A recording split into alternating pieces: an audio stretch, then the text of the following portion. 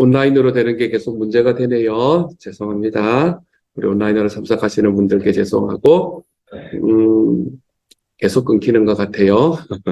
날씨가 안 좋아서 그런가 계속 끊기는 것 같습니다. 어쩔 수 없죠. 뭐. 저 해보다가 안 되면 어쩔 수 없는 거예요. 그렇게 가도록 하겠습니다. 오늘은 우리가 지금까지 했던 것들에 대한 이야기들을 잠깐만 이야기를 또 하고, 그리고 오늘의 말씀을 함께 나눌 수 있도록 하겠습니다. 오늘의 말씀은 우리가 지금 계속해서 나누고 있는 말씀은 히브리서 12장 1절의 말씀을 가지고 우리는 계속해서 이야기를 하고 있습니다. 먼저 같이 한번 읽어보도록 하죠. 시작. 그러므로 이렇게 구름대와 같이 수많은 증인이 우리를 둘러싸고 있으니 우리도 갖가지 무거운 짐과 얽매는 죄를 벗어버리고 우리 앞에 놓인 다름질을 참으면서 달려갑시다. 이 말씀을 가지고 나아갑니다. 구름대와 같이 수많은 증인이 우리를 둘러싸고 있다라는 이 말씀에서 우리는 세 종류의 사람들의 이야기를 우리가 함께 들었었고요. 그리고 갖가지 무거운 짐을 벗어버리자라는 이야기에서 우리는 무거운 짐이 무엇인가? 먼저 첫 번째로는 불안의 짐이다. 이렇게 이야기했습니다. 우리의 삶에 있는 불안의 짐을 모두 주님께 옮기고 이렇게 한번 기도해 보십시다. 밑에 기도문만 같이 읽죠. 시작. 하나님, 내가 바꿀 수 없는 것들을 받아들이는 평온을 주시고 내가 바꿀 수 있는 것들을 바꾸는 용기를 주시며 이 둘을 분별하는 지혜를 주소서. 우리가 불안의 짐을 주님께 옮기고는 내가 하나님 앞에 이렇게 기도해 보면서 걸어가는 삶을 하나님 앞에 살아가십시다. 이야기했고, 두 번째로는 종교의 짐입니다. 종교의 짐은 종교의 짐을 주님께 옮길 때 우리 종교의 짐이라는 건 다른 사람이 나를 어떻게 볼까? 여기에 온 신경을 다 쓰는 게 종교의 짐이거든요. 그러니까 다른 사람의 눈에 내가 어떻게 보이는가 이런 위선이 아니라 내가 그들을 어떻게 사랑할까라는 것을 소망하며 하나님 앞에 살아가 보는 것. 그게 바로 종교의 짐을 내놓고 우리 하나님 앞에 하나님의 사명을 쫓아 걸어가는 길인 거죠.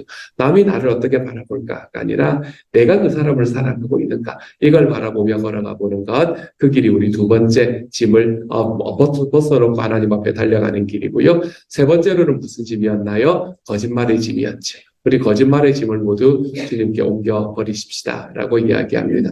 너는 조건을 갖추지 못했어. 혼자서도 고칠 수 있어. 넌 행복할 자격이 있어. 이런 거짓말이 아니라 하나님과 함께라면 나는 내가 해야 할 모든 것을 하는데 필요한 전부를 갖췄다라는 진리 속에서 살아가 보는 겁니다. 이게 우리가 하나님 앞에 이렇게 벗어놓아야 되는 짐이다라고 이야기했고요. 이게 맞나요? 이게 8일째 맞나요? 맞나요? 알겠습니다. 이걸 우리가 주님께 벗어버린다라고 이야기를 했고요.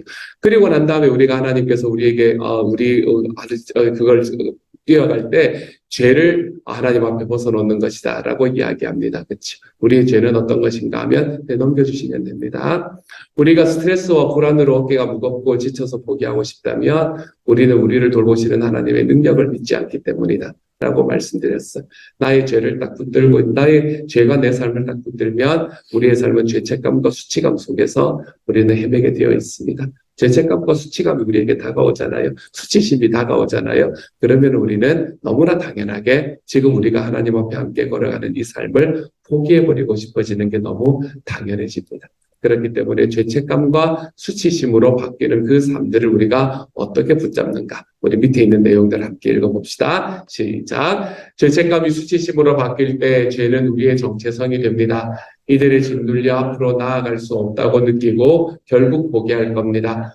그러나 우리의 정체성은 우리가 한 일이나 하지 않은 일에 기초하고 않고 예수님이 우리를 위해 하신 일에 기초합니다. 그래서 여러분은 용서받았습니다. 의롭습니다. 사랑받는 사람입니다. 하나님 나라의 상속자가 되었습니다. 그러니 다시 거미줄에 걸렸다고 여겨질 때는 거기 있을 필요가 없음을 깨달으십시오. 위대한 해방자 예수님이 우리를 자유하게 하려고 오셨습니다. 그러니 그 사실을 믿으며 포기하지 마십시오.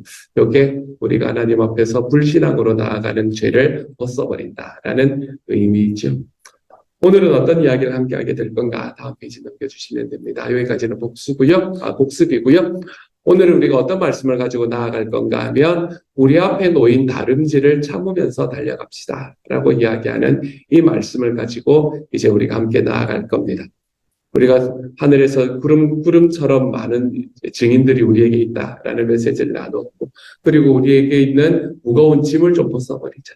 그리고 우리의 죄를, 얽매이기 쉬운 죄를 좀 벗어버리자. 라고 이야기를 하고 난 이후에 이제 우리는 우리 앞에 놓인 다름질을 참으며 달려가는 것이다. 라고 이야기를 하는 이 말씀을 함께 나눌 생각입니다. 오늘은 그 첫 번째 이야기로 오늘은 느헤미야 이야기를 함께 나누어 보려고 해요.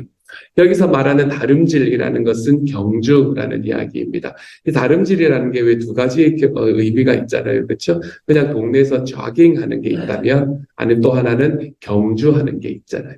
여기서 나오는 이 다름질이라는 말, 경주라는 말의 원래의 헬라어 어원은 아곤이라는 말입니다. 아곤. 이 아곤이라는 말은 요즘 영어의 애거니라는 말의 원 의미가 되는 거예요. 고통이라는 말의 의미가 되는 겁니다. 경주는 고통스럽게 하는 것, 바로 그것을 경주라고 이야기합니다. 재미있는 달리기가 아니라는 거예요. 어렵고 힘들고 도전적인 경주가 된다는 겁니다. 해변에서 하는 조깅이 아니라 옆구리가 당기고 배가 터질 것 같고 근육 경련이 일어날 때까지 달리는 것. 그것을 바로 여기서 말하는 경주, 다름질이라는 것을 의미하는 이야기입니다. 그러므로 우리 앞에 놓인 이 경주 다름질을 참으면서 달려가자는 거예요. 이건 즐겁게 달려가는 길이 아닙니다. 참으면서 달려가야 된다라고 말씀은 이야기를 하고 있죠. 장애물 경주자 느헤미야에 관한 이야기를 우리는 오늘 함께 좀 나누려고 해요. 느헤미야라는 사람이 어떻게 이 장애물 경주를 했던 사람인가라는 겁니다. 느헤미야라는 사람은 어떤 사람이었나 하면 페르시아의 수도에 살았던 사람이었습니다. 페르시아의 수도에 살았던 사람이었고 느헤미야라는 사람은 사실은 여러분 예루살렘이라는 곳에 가본 적이 없는 사람입니다. 예루살렘이 멸망하고 난 다음에 140년이 지난 이후에 살았던 사람이 느헤미야입니다. 그러니까 단순히 그곳에서 태어나서 그곳에서 자랐던 사람입니다. 오르미보다 더 한 거죠, 그렇죠? 오르미 그냥 한국 좀 살다가 왔잖아요. 그런 게 아닌 거예요. 몇 대겠어요, 여러분? 이 140년이 지났는데 할아버지 때로부터 시작을 하면 도대체 몇 대가 지난 게 되겠습니까? 그렇게 지나가고 난 이후에 뭐 3대, 4대 뭐 이렇게 된 상황 속에서 그곳에서 태어나서 페르시아의 수도에 살던 사람이었고 높은 직위에 있던 사람이었습니다. 자기 사는 거 아무 문제가 없는 사람이었어요. 비록 그 사람이 원래 그거는 이스라엘, 이제 원래 족보는 이스라엘 사람이었지만 거기서 1000마일이나 떨어진 곳에 살았던 사람이었습니다. 그리고 고국 땅을 살면서 한 번도 밟아보지 않았던 사람이었어요. 이런 사람이었는데 이 사람이 무슨 이야기를 듣나 하면 고국이 폐허가 되었다라는 소식을 듣게 됩니다. 고국이 폐허가 되었다라는 소식을 들은 직후에 이 사람이 이상하게 마음이 미어지기 시작합니다. 이게 이상한 일이 일어나기 시작하는 거예요. 마음이 미어지기 시작을 합니다. 아니, 고국이 폐허가 된다는 거하고 자기하고 무슨 상관이겠어요? 미국에 있는 한인 4세가요. 이렇게 생각해보면 금방 편하잖아요. 정부 고위직에서 일하고 있는 정말로 뭐 사는데 아무런 지장이 없는 미국에서도 이 소위 상류층에 속하는 한인 4세가 대한민국에 무슨 일이 일어났다고, 큰 일이 일어났다고 해서 뭐가 그래 가슴이 미어지겠어요. 이제 고국을 막 떠나온 우리나 그렇게 가슴이 미어지는 거지. 그런데 그의 가슴이 미어지는 마음을 경험하게 됩니다. 그러면서 그는 여러 날 기도하고 금식한 후에 그는 왕궁 중심의 편한 삶을 포기하고 하나님께서 자기에게 주신 경주를 이제는 시작하려고 합니다. 이 발걸음을 떼어 보려고 합니다. 요때 여러분 이 느헤미야라는 사람에게 다가왔던 일들이 어떤 일들이었을까? 느헤미야가 이제는 장애물 달리기, 여러분 지금까지 편안한 삶을 포기하고 이제 자기 고국, 소위 고국, 이 예루살렘이라는 곳으로 돌아간다는 것은 그의 앞에 엄청난 장애물들이 있다는 이야기거든요. 그 장애물들을 그에게 놓여지는 장애물들이 어떤 장애물들이었는가? 우리가 한번 살펴보도록 하죠. 느헤미야에게 있는 첫 번째 장애물은 무관심이었습니다. 같이 읽습니다. 시작. 예루살렘은 여기서 1000마일 거리고 난 거기에 가본 적도 없어. 예루살렘이 나랑 무슨 상관이야. 게다가 누구 하나 나서지 않잖아. 라고 이야기하는 무관심입니다. 무관심. 다 무관심한데 왜 나만 이래? 내가 고지 가야 될 이유가 뭐야? 아유, 내가 거기 가서 내가 지금 살고 있는 이 편안한 삶을 포기해야 되는 이유가 도대체 어디 있단 말이야? 아유, 그냥 접어, 그냥 접어. 아, 내 마음속에 일어난 생각들이 있어도 그냥 접어라고 이야기하면서 우리가 그냥 마음을 접어버리는 무관심입니다. 무관심은 경주를 시작하는데 굉장히 거대한 장애물입니다. 우리는 무관심이 있기 때문에 뭔가 해보기도 전에 포기해버립니다.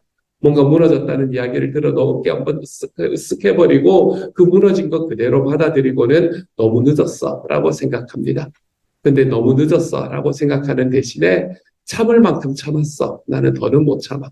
라고 말하기 시작하면 우리는 거기에서 경주를 시작하게 되는 거지요. 어떤 사람은 이렇게 생각합니다. 나는 자격이 없어. 나는 너무 나이가 많아. 나는 너무 어려. 나는 똑똑하지 못해. 나는 가진 게 없어. 여러분, 느헤미야가 만약에 이런 생각을 했더라도 그에게는 아무도 비난할 사람이 없었을 겁니다. 그는 1000마일이나 떨어진 곳에서 살고 지금 왕을 위해서 일하고 있는 사람이었습니다. 예루살렘 성벽을 다시 쌓고 도시를 재건하면 여러분, 그가 섬기는 왕이 위협을 느끼지 않겠습니까? 도시를 재건하는 일인데 말입니다. 그는 회복된 이스라엘을 볼 이유가 없습니다. 그가 거기서 태어났던 것도 아니고 연고가 있는 것도 아닙니다. 그는 회복된 이스라엘을 봐야 되는 특별한 이유도 없습니다. 예루살렘에 대한 왕의 외교 정책은 그냥 그대로 두는 겁니다. 그곳에 무슨 일이 일어났더라도 그냥 그대로 두는 게 왕의 외교 정책이었어요. 따라서 누구라도 느헤미야의 입장이 된다면 그 상황에서 나는 할 수 있는 게 없어 라고 말할 겁니다. 나는 할 수 있는 게 없어. 이 상황에서 나는 할 수 있는 게 없어. 그러니까 나는 이것과는 관계가 없으니까 나는 시작도 하지 않을 거야. 무관심. 이 무관심은 우리의 경주를 시작하기 어렵게 만듭니다. VIP에 대한 우리의 삶도 마찬가지, 사명도 마찬가지죠. 무관심하기 시작하면 이 경주가 시작되질 않습니다, 여러분. 아, 그 사람과 나 무슨 상관인데 이래버리기 시작하면 우리는 이 경주 절대로 시작할 수가 없습니다. 무관심은 우리가 경주를 시작하는 데에 있어서 첫 번째의 장애물로 등장하죠. 그것을 어떻게 넘어가서 우리가 관심을 가지고 경주를 시작했다고 해봅시다. 그러면 그 다음에 장애물은 뭔가? 죄송합니다. 그래서 무관심하지 않다. 내가 무관심하지 않은 사람, 이제 그 사람은 경주를 시작하려는 즉시 자신이 부족하다라는 것을 깨달아 버리게 됩니다.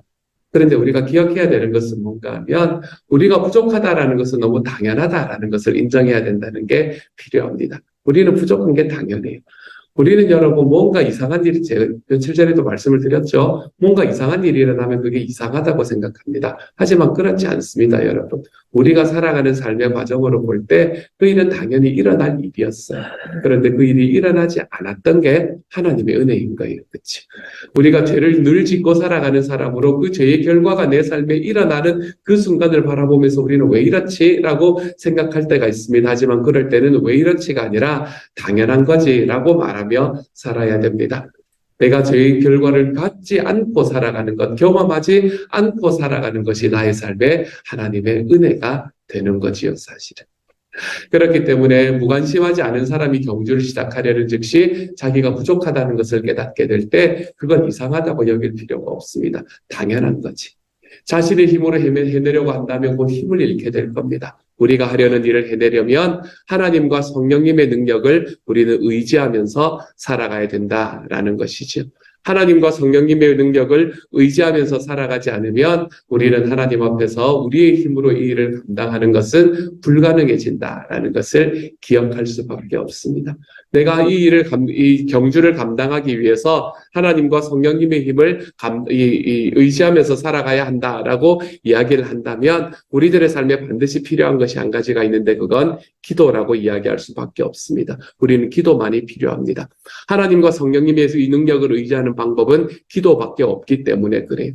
느헤미야는 4달 동안을 기도하며 기다렸습니다. 아무 일도 일어나지 않는 것, 자기의 마음에 있는 생각을, 자기가 지금 경주를 하기로 시작을 했다는 그 마음을 누구도 알지 못하는 그 상황 속에서 그는 끝까지 믿으면서 하나님 앞에 기도하기 시작합니다. 그렇게 하나님 앞에 기도하는 과정 속에서 마침내 그는 왕에게서 내가 무엇을 원하느냐라는 이야기를 들을 수 있었습니다. 이 이야기를 들을 때까지 여러분, 느헤미야의 마음이 얼마나 많이 탔을까요? 하지만 그 과정 속에서 그는 끝까지 포기하지 않았습니다. 4달을 단 하나의 변화도 없는 것 같은 그 4달을 기다리며 인내하며 하나님 앞에 기도했을 때에 그는 마침내 자기가 듣고 싶었던 이야기, 네가 무엇을 원하느냐라는 이 이야기를 들을 수 있는 곳까지 걸어갈 수 있게 되었다는 거죠.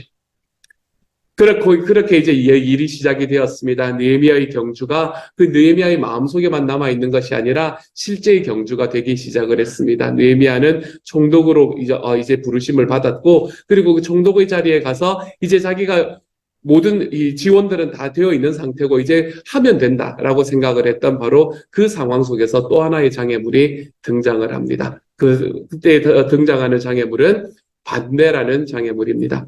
느헤미야와 동료들이 프로젝트에 돌입하자마자 시작하기가 무섭게 반대에 부딪힙니다. 몇몇 지역 통치자들이 예루살렘 성벽 재건을 원하지 않는 일이 벌어지게 된 것이지요. 우리는 대체로 이렇게 이야기할 때가 많습니다. 나는 이렇게 가다가 문제에 부딪혔어. 이게 하나님 뜻이 아니라는 거지. 라고 이야기할 때가 많습니다. 이게 진실일까요? 거짓일까요, 여러분? 내가 가지고 있는 하나님의 뜻이 무엇인지에 따라서 달라질 수 있겠지만 대체로는 이것이 거짓말일 경우가 더 많습니다. 하나님이 우리의 삶에 주신 경주는 늘 장애물 경주입니다, 여러분. 하나님께서는 우리가 하나님의 길을 걸어가려고 할 때 내 앞에 있는 모든 것들을 쓸어서 완전히 깨끗한 길을 만들어서 내가 그 길을 걸어가도록 만드는 분이 아닙니다. 하나님께서는 우리가 하나님의 길을 걸어갈 때 여전히 그곳은 장애물이지만 내가 그것을 넘어갈 수 있는 힘을 주시는 분이 하나님이 되신다는 사실을 기억하시기를 바랍니다. 그러므로 문제에 부딪혔습니까? 그러면 낙담할 필요가 없습니다. 왜냐하면 문제에 우리가 부딪히는 건 당연하기 때문입니다. 저와 여러분이 걸어가는 길은 그 어떤 길이든 간에 그게 하나님께서 주시는 길이라면 장애물 경주입니다. 그러므로 너무나 당연히 우리 앞에는 장애물이 놓여있게 마련입니다. 그때에 우리는 낙담하지 말고 단호한 길로 걸어갈 수 있어야 합니다. 문제에 부딪혔어. 이게 하나님 뜻이 아니라는 것이가 아니라 문제에 부딪혔어. 그러니 내가 이것을 넘어갈 수 있는 힘을 받기 위해 기도하며 걸어갈 거야. 라고 이야기하는 길로 걸어갈 줄 알아야 된다는 겁니다. 이렇게 살아갈 때 우리에게 필요한 것은 격려입니다. 히브리서 10장의 말씀입니다. 함께 읽지요. 시작.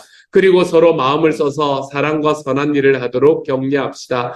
어떤 사람들의 습관처럼 우리는 모이기를 그만하지 말고 서로 격려하여 그날이 가까워 오는 것을 볼수록 더욱 힘써 모입시다. 라고 이야기를 합니다. 우리가 살아가는 과정 속에 문제에 부딪히는 때가 있습니다. 이런 문제들 말입니다. 나는 허구한 날 배우자와 싸운다. 나는 하나님의 뜻을 놓치고 엉뚱한 사람과 결혼한 것 같다. 나는 아직 집이 팔리지 않았다. 하나님은 내가 다른 곳으로 이사해서 새로운 일을 시작하는 것을 원하지 않으신 것 같다. 아이들과 계속 싸운다. 나는 끔찍한 부모임에 틀림없다. 학위 과정이 난관의 연속이다. 아마도 그만두어야 할 것 같다. 부모님은 나를 이해하지 못한다. 나를 사랑하지 않는 게 틀림없다. 나는 이걸 바꿔달라고 하나님께 줄곧 기도했다. 그러나 하나님은 들어주지 않으셨다. 나는 이제 끝이다. 우리가 가지고 있는 문제와 그 결론이 얼마나 다른 방향을 보고 있는가라는 것을 우리에게 보여주는 너무나 분명한 예인 것 같습니다. 문제에 부딪혔어. 이게 하나님의 뜻이 아니라는 거지. 라는 것이 아니라 내가 문제에 부딪혔어. 당연한 거지. 우리의 삶은 장애물 경주잖아. 그러니까 내가 이것을 넘어갈 수 있는 힘을 달라고 하나님 앞에 기도하며 걸어가 볼 거예요. 이것이 우리의 삶의 방향이 될 때 우리는 하나님 앞에서 이 포기하지 않는 삶을 계속해서 살아갈 수 있는 사람이 되어 갈 겁니다. 그리고 난 다음에 반대를 넘어서 일을 진행을 했다고 생각을 해봅시다. 그 다음에 우리에게 오는 장애물은 무엇인가 하면 느린 진전입니다. 느린 진전. 내 생각보다 빨리 진행되지 않을 때 장애물은 쌓입니다. 우리는 점점 지쳐갑니다. 내 눈앞에는 하다가 안 된, 내가 하다가 잘 못한 그 방치된 돌무더기들밖에 보이지 않습니다. 그럴 때 어떻게 해야 하는가라는 것입니다. 사람들은 힘과 결단력을 가지고 시작을 했지만 우리의 삶에 얼마나 해야 할 일이 얼마나 많은지를 깨닫게 됩니다. 그러면서 점점 지쳐가지요. 이제 포기하기 직전에 놓여집니다. 우리도 반쯤 하다만 프로젝트가 얼마나 많은지 모릅니다. 아이들에 대해서 열심히 공부하고 그러면서 열심히 양육하려고 노력하다가 아이들의 문제가 여전히 내 눈에 보일 때, 내 생각대로 잘 되지 않을 때 우리 아이들은 통제불능이야. 결혼 생활은 어떻습니까? 내 결혼 생활은 완전히 끝났어. 우리 집은 가망이 없어. 나는 빚에서 도저히 헤어나올 수 없어. 내 눈앞에 있는 이러한 이 프로젝트들, 이 돌무더기들을 바라보면서 우리는 우리의 삶은 이제 안 되는구나라고 생각하며 포기하는 자리로 걸어가려고 합니다. 하지만 그럴 때마다 우리는 하나님께서 우리에게 주시는 장애물이구나라는 것을 기억하고 걸어가야 됩니다. 이런 장애물들이 우리 눈앞에 보일 때 우리는 먼저 그 장애물을 인정하며 걸어갈 줄 알아야 됩니다. 장애물을 인정해야 되는데 우리는 너무나 자주 이것과 반대로 걸어가지요. 우리는 장애물을 바라보고 우리의 삶의 장애물이 여전히 돌무더기처럼 남아있는 것을 바라볼 때 우리는 그것을 회피하고 부정하는 길로 걸어가기 시작을 합니다. 여러분, 우리가 살아가다가 저항이 적은 길, 우리가 싸우지 않아야 되는 길이라는 건 대단히 매혹적입니다. 그렇기 때문에 우리는 온통 진흙과 긁힌 상처투성이일 때 내 삶의 장애물들을 모조리 피하면서 나아가려고 할 때가 십상입니다. 좀 편한 길로, 안 싸우고, 내가 지금 이거 장애물을 넘어가야 되지만 좀 안 넘어가고, 막 그러면서 좀 머물러 서서 이러면서 우리의 삶의 편안함을 추구하는 것이 일상적입니다. 하지만 느헤미야는 그렇지 않았습니다. 느헤미야는 문제가 없는 척하지 않았습니다. 문제를 정면으로 마주하고 문제를 드러내고 문제를 두려워하지 않았습니다. 내 삶의 문제를 부정하는 것은 장애물을 처리하는 효율적인 방법이 아닙니다. 위기 상황에서 자신은 물론 다른 사람들에게 정직하기 위해서는 우리에게는 용기가 필요합니다. 하지만 거기에 문제가 있다는 걸 인정하고 걸어가야 됩니다. 물론 이 정직하다라는 것은 부정적인 태도를 이야기하는 것이 아닙니다. 다 문제야. 막 이런 거 있잖아요. 그렇죠? 너도 문제고 나도 문제고 그놈도 문제고 다 문제투성이야 라고 이야기하는 이런 부정적인 것을 이야기하는 것이 아닙니다. 느헤미야는 모두에게 감정을 마구 쏟아내거나 폭언을 하거나 그 사람들을 탓하면서 걸어가는 일이 단 한 번도 없었습니다. 상황을 이야기하고 자신들이 하는 일에서 하나님에 대한 확신이 어떻게 있는지를 계속해서 표현하며 설득했습니다. 그런 다음에 그들에게 이렇게 말했지요. 자, 그러니 이제 재건을 시작해 보십시다 라고 이야기를 했었지요. 잠시 여러분의 삶에 다시 일어나야 되는 재건이 필요한 부분이 어딘지를 한번 생각해 보시기를 바랍니다. 제가 여러분에게 계속해서 말씀드리는 게 그거잖아요. 내가 무너져 있는 부분들이 다시 세워져서 우리 하나님께서 나에게 말씀하시는 그 산지로 걸어갈 수 있는 그런 한 해가 되기를 바랍니다. 라는 이야기를 하고 있는데 여러분의 삶에서 재건이 필요한 부분이 어딘지를 한번 생각해 보십시오. 그간의 돌무더기에 막혀있던 당신은 어느 시점에서 이것들을 치우겠다고 이야기합니다. 하지만 그 어느 시점은 언제고도 오지 않습니다. 자꾸 피하기 마련이기 때문에 그래요. 언젠가는 할 거야. 근데 지금은 아닌 겁니다. 언젠가는 하겠지. 근데 바로 지금은 아닌 겁니다. 꾸물거리는 것은 조금씩 포기하는 한 방법입니다. 상황을 규명하고 정직하게 평가하려면 우리에게는 용기가 필요합니다. 내 안에 장애물들이 있다는 것을, 내 안에 하다만 돌무더기들이 남아있다는 것을 내가 인정할 줄 알아야 됩니다. 사랑하는 여러분, 여러분의 삶에서 지금 재건이 필요한, 회복이 필요한 그 자리가 어디인지를 한 번쯤 돌아보고 하나님 앞에 내가 이것을 해결해 내겠습니다. 내가 이것을 직면해 보겠습니다. 하나님 앞에 좀 결단해 볼 수 있는 시간이 될 수 있기를 소망합니다. 두 번째로, 느헤미야는 이 장애물을 인정할 뿐만 아니라 그는 두 번째로 기도로 인내하는 삶을 살았습니다. 그냥 참는다고 그 일들이 이루어지는 게 아닙니다, 여러분. 하나님 앞에 기도함으로 그의 삶을 그에 있는 이 장애물들을 인내하면서 걸어가는 삶이었습니다. 특별히 그는 기도하면서 하나님이 누구신지를 알았고 자기 백성을 위해서 어떤 일을 하셨는지를 기억하면서 걸어갔습니다. 여러분, 하나님께서 전에 하신 일을 반드시 다시 하실 수 있다는 사실을 기억하시기를 바랍니다. 전에 내 삶에 이루신 하나님은 다시 그 일을 하실 수 있습니다. 성경에 있는 이들에게 어떤 일들을 하신 하나님은 지금 내 삶 속에서도 동일한 일을 하실 수 있는 분이십니다. 이것을 기억하며 걸어가는 삶을 살아가십시오. 그때 우리는 기도로 인내할 수 있는 삶을 살아갈 수 있게 되는 거예요. 그리고는 경주를 계속합니다. 이게 너무너무 재미있는 이야기였는데요. 여러분, 이제는 외부에 있는 사람들이 이 성을 쳐들어온다라는 이야기를 듣게 됩니다. 자기들이 성벽을 계속해서 건축을 하고 있으면 그 사람들이 쳐들어와서 건축하는데 왜 뭐 전쟁 무기를 들고 이런 게 아니잖아요. 그렇죠? 그러면은 이제 그 사람들이 쳐들어와서 자기들을 죽여버리게 되는 그런 상황에 놓여 있는 겁니다. 그럴 때 같으면 여러분은 어떻게 할 것 같습니까? 대부분의 사람들은 그렇게 할 겁니다. 자, 그러면 지금은 성벽 재건하는 걸 좀 그만두고 우리는 전쟁 준비 먼저 해서 이 사람들하고 먼저 싸워가지고 이기고 난 다음에 그 다음에 성전을 재건하십시다 라고 이야기하는 게 너무 당연한 이야기지 않겠습니까? 그렇죠? 하지만 느헤미야는 그렇게 선택하지 않습니다. 느헤미야는 뭐라고 이야기하냐면 한 손에는 건축 재료를 들고 한 손에는 무기를 들고 계속해서 성벽을 건축해라 이렇게 이야기를 하고 있는 겁니다. 성벽 건축하는 것을 쉬지 말라라고 이야기하는 거죠.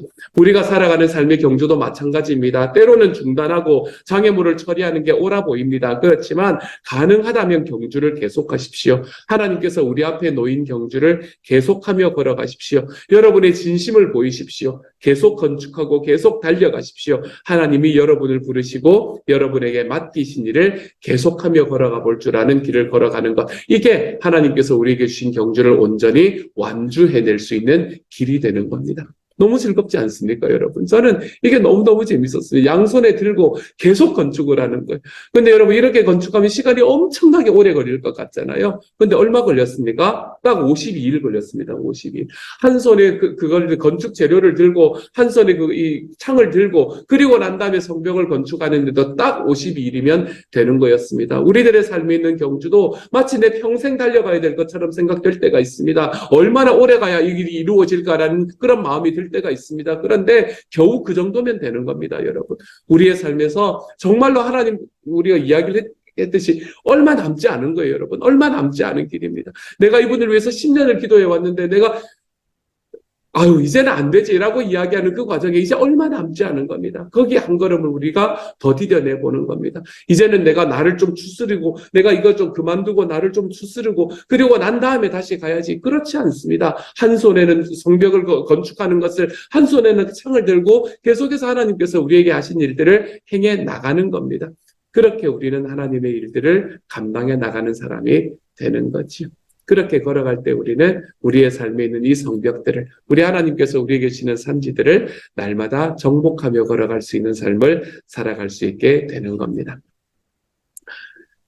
마지막 페이지. 그쵸. 느헤미야 이야기는 우리에게 이렇게 이야기합니다. 느헤미야는 이제 이렇게 이야기가 되고 났더니 이제 주변에 있는 사람들이 느헤미야라는 사람이 성벽을 건축하는 것을 끝낼 마음이 없다라는 걸 드디어 알게 돼요. 그리고 느헤미야에게 편지를 보냅니다. 뭐라고 이야기하냐면 자, 일단 잠시 그만두고 우리 평화회담부터 합시다. 이렇게 이야기를 하기 시작해요. 얼마나 그간 이야기입니까? 그렇죠?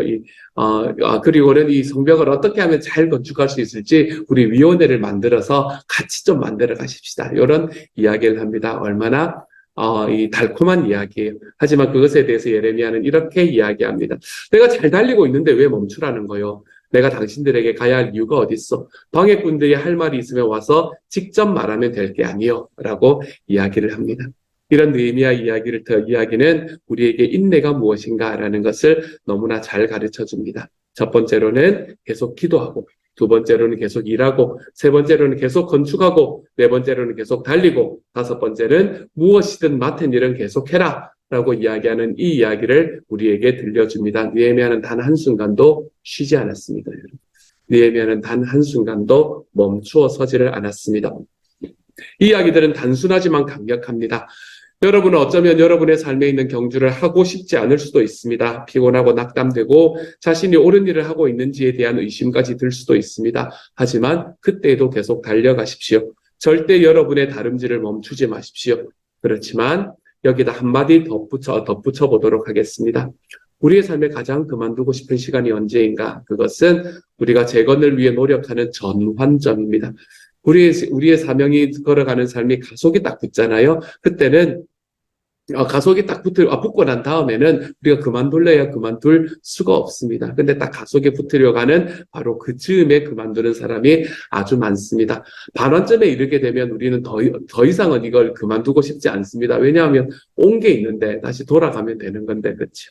하지만 이제 그러나 이제 우리는 거의 고비를 넘겼습니다. 어느 때보다 가속이 크게 붙어서 이걸 돌파하기가 어렵지 않습니다. 그러니까 여러분, 삶에 포기하지 않고 걸어가십시오. 아까도 말씀드렸지만 느헤미야와 백성들이 예루살렘 성벽을 재건하는데 겨우 52일 걸렸습니다.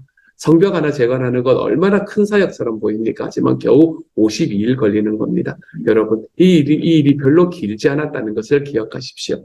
인생도 이와 같습니다.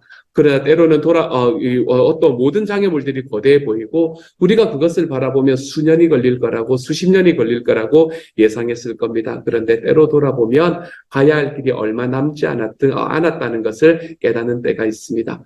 진짜 장애물은 뭔가 하면 장애물 그 자체가 아니라 그 장애물을 내가 어떻게 보느냐, 이게 진짜 장애물입니다. 내가 그 장애물을 어떻게 보느냐. 그러니 여러분, 항복하지 마십시오. 포기하지 마십시오. 계속 기도하고 달려가십시오. 짧지만 여러분에게 주어진 그 52일, 우리에게 딱 52일은 아니겠지만 그날의 기간 동안에 우리가 기도하고 일하고 인내하며 하나님 앞에 나아가 보십시오. 여러분의 삶이 하나님 앞에 도약하는 것을 경험하게 될 겁니다. 그 첫 시작으로 우리는 올해 시작하면서 다니엘 금식을 시작을 합니다. 52일 두려워서요. 우리는 21일부터 시작해 봅니다. 20하루 하나님 앞에 달려가 보십시오. 지금까지 안 했는데 괜찮습니다. 여러분, 지금부터 시작하시면 됩니다. 우리가 하나님 앞에 포기하지 않고 걸어간다는 것은 그런 겁니다. 나를 다시 한번 돌아보고 나를 다시 한번 정비하고 그리고 가지요. 아니요, 함께 하십시오. 정비도 하시고 그 길도 걸어가 보십시오. 그렇게 걸어갈 때 하나님께서는 우리가 계속해서 일하고 계속해서 기도하고 계속해서 건축하고 계속해서 달리고 무엇이든 맡은 일을 계속하는 그 과정 속에 하나님은 저와 여러분에게 주님이 주시는 그 인생의 장애물을 다 넘어 우리의 삶에 인생의 길을 완주할 수 있는 곳까지 우리를 인도해 가실 것을 하나님은 약속해 주셨습니다. 이 약속이 저와 여러분의 삶에서 온전히 열매 맺을 수 있는 올 한 해가 될 수 있기를 우리 주님의 이름으로 축복합니다. 시간이 너무 많이 가서요. 제가 기도하고 그리고 오늘 주님께서 가르쳐 주시기도 함께 하도록 하겠습니다. 사랑하는 하나님께서 은혜를 더하여 주시니 감사합니다. 주님, 우리의 삶에서 달려가야 되는 이 자리가 어디인지를 주님께서 보여주십시오. 보여주셔서 감사합니다. 내 삶에서 재건하여야 되는 부분이 어딘지를 보여주십시오. 보여주셔서 감사합니다. 사랑하는 주님, 하나님 앞에 나아갈 때에 지금은 잠깐 서서 내가 무언가를 돌아보고 가야 될 것이다 라고 생각하는 때가 있다면 주님이여, 우리가 포기로 나아가는 접경임을 기억할 수 있게 하여 주시고, 사랑하는 주님, 오른손에는 창을 들고 오른손에는 이 성벽을 건축하는 그 재료들을 들고 하나님이여 쉬지 않고 우리의 걸음을 걸어 나갈 수 있는 하나님의 사람들이 되도록 주님께서 도와주십시오. 그래서 느헤미야가 우리에게 가르치는 이 인내의 경주를 하나님 우리의 삶에서 온전하게 행해낼 수 있는 주님의 사람들이 다 되도록 하나님께서 도와주십시오. 올 한 해는 주님께서 우리에게 주시는 삶을 쉬지 않고 걸어가기 때문에, 포기하지 않고 걸어가기 때문에 이 산지를 내게 주십시오 라고 말씀하셨던 그 산지가 나에게 너무 큰 산지가 아니라 주님, 내가 넘어갈 수 있을 만한 뒷동산이 되어버릴 수 있는 한 해가 될 수 있도록 주여 도와주옵소서. 모든 말씀 우리 주님 예수님 이름으로 기도드립니다. 아멘. 하늘에 계신 우리 아버지의 이름을 거룩하게 하시며 아버지의 나라가 오게 하시며 아버지의 뜻이 하늘에서와 같이 땅에서도 이루어지게 하소서. 오늘 우리에게 일용할 양식을 주시고 우리가 우리에게 잘못한 사람을 용서하여 준 것 같이 우리 죄를 용서하여 주시고 우리를 시험에 빠지지 않게 하시고 악에서 구하소서. 나라와 권능과 영광이 영원히 아버지의 것입니다. 아멘.